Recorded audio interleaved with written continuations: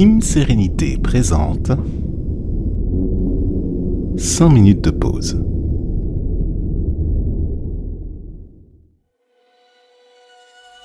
Installe-toi confortablement sur une chaise ou un coussin de méditation et connecte-toi à l'idée des dimensions de ton corps. Inspire profondément par le nez en gonflant le ventre et expire lentement par la bouche en le dégonflant. Et perçois dès maintenant dans cette invitation la façon dont ton corps physique accueille l'air que tu lui proposes d'analyser, de décortiquer et dans lesquels tes cellules vont y trouver toute la mesure pour te permettre de subsister.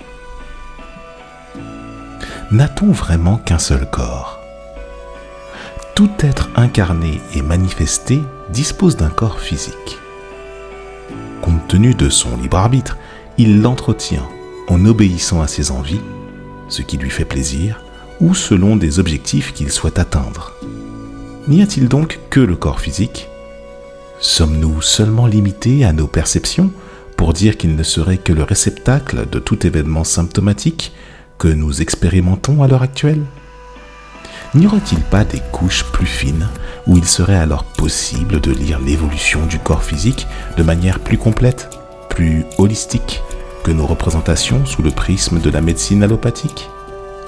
Si on s'ouvre à l'exploration d'une telle chose, que serions-nous amenés à découvrir pour notre bien-être ou pour l'expérience que nous manifestons ?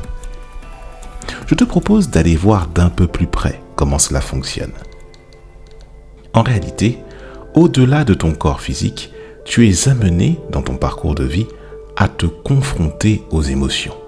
Rire, pleurer, se réjouir, s'étonner, s'émerveiller, s'énerver, s'irriter. Ce sont des actions que tu réalises quotidiennement et plusieurs fois par jour même dans certains cas.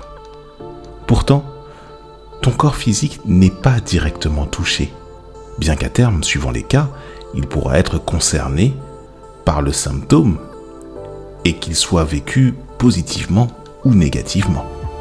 On pourrait alors parler, par simplification de tout cela, d'un corps émotionnel. Aussi, alors que ton corps est inerte et que tu ne perçois pas d'émotion particulière, tu peux être confronté de manière automatique à une somme innombrable de pensées tout au long de la journée. Parfois, certaines vont revenir à plusieurs reprises, de manière consciente comme inconsciente, et vont avoir un impact direct sur la manière dont tu vas te sentir moralement et émotionnellement. On pourrait aussi parler de corps psychique ou de corps mental dans ce cas.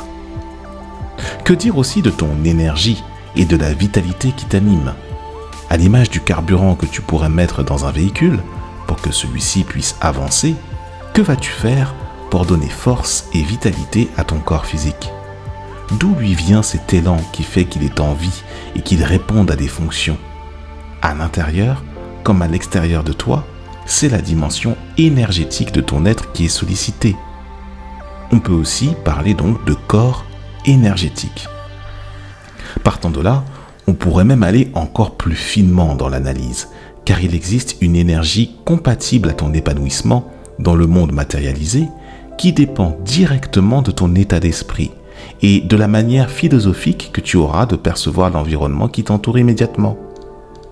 On pourrait alors parler de ton état d'esprit, la manière que tu as de voir les choses qui t'impactent de façon plus ou moins directe. On pourrait les loger dans le corps spirituel. En fait, on pourrait en distinguer encore davantage et creuser. On remarque juste que se questionner sur l'état de notre corps va bien au-delà de la dimension physique et manifestée. Se poser la question « Comment te sens-tu aujourd'hui ?», c'est ouvrir un champ de réponse holistique connecté de manière ample à notre sérénité. Ceci est une grille de lecture, libre d'être conversée, et elle pourrait même être biaisée.